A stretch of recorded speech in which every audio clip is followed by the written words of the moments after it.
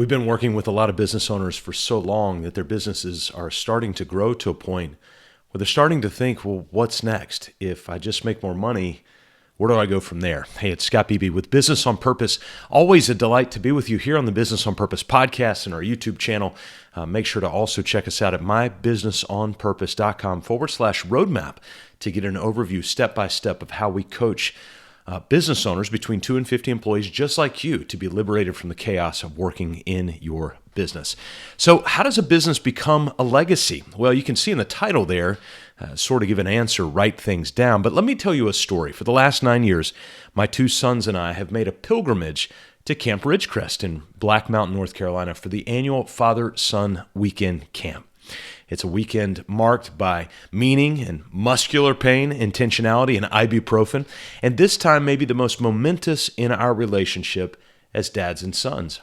The regularity, the frequency, the repetition of daily life is wildly important, of course. And these dedicated moments of focused intentionality, like at Father-Son Camp, they've bred a special awareness around things.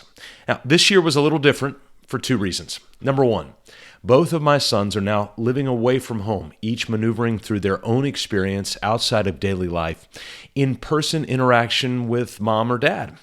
Both were working as staff members at Father-Son Camp for the weekend. Instead of us going as dad and sons, they were there as staff members, and I was able to finagle my way in to participate as a volunteer, cleaning floors and watching dads walk with their sons to play frisbee golf, hike through Hornet's Nest, and, well, most meaningfully, sit and read what they had written. See, there's a tradition that has been manufactured through premeditated repetition.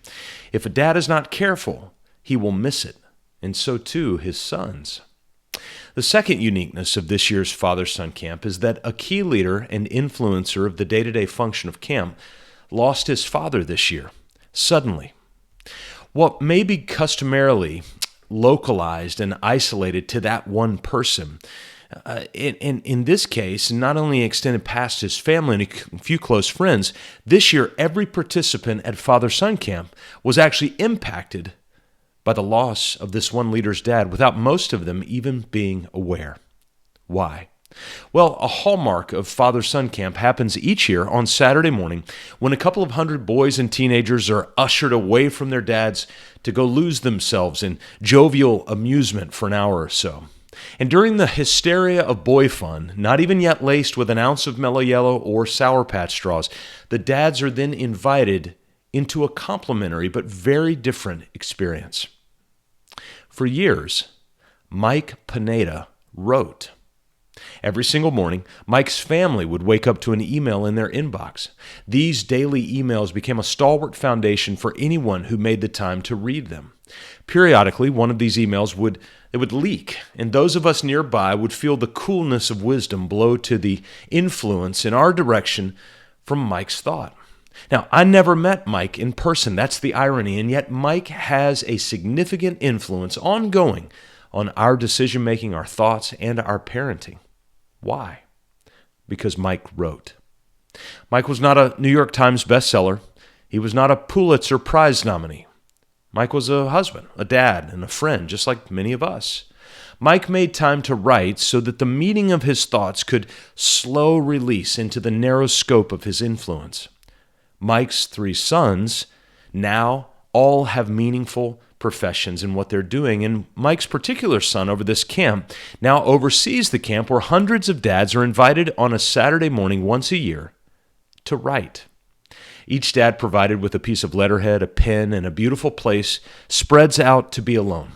Writing requires time to think, time to reflect, time to go after wisdom, and time to get all of those thoughts down on a piece of paper so that the echo of their mind rings through the peaks and the valley of life's realities. These dads write so their sons can see and hear what they really want to say in a way that leverages the value of thought and contemplation that so few dads make the time for. On Saturday night, each dad walks under the night sky with his son to a place prepared by a quiet and clandestine group of volunteers with a small fire pot and a couple of chairs sitting around. With limited distraction, locked on to the shimmering tongues of small flames, each dad sits with his son in his letter. The son sits as a recipient, the dad as the giver. Dad reads because dad wrote. I'm not even sure it was Mike's pattern of writing that stoked the need for dads to write letters to their son each year at this camp, but I do believe the continuation and the longevity of this important rite has been in part perpetuated because of Mike's precedent of writing. In business and in leadership, we obsess all the time about the power of writing things down. In fact, in our business, it's one of our 5 core values. Write it down. Because of the downstream value of replicable systems and processes and what that can empower and enable other people to do. We push our clients to write because it unlocks the freedom of your team to run. Now stocked with the deliberate wisdom of dads and granddads at father-son camp, sons all over the world and all over camp can run with the freedom of knowing what their dad has to say about life and, more importantly, about their son. Mike made time to write so that we could see, hear, and run.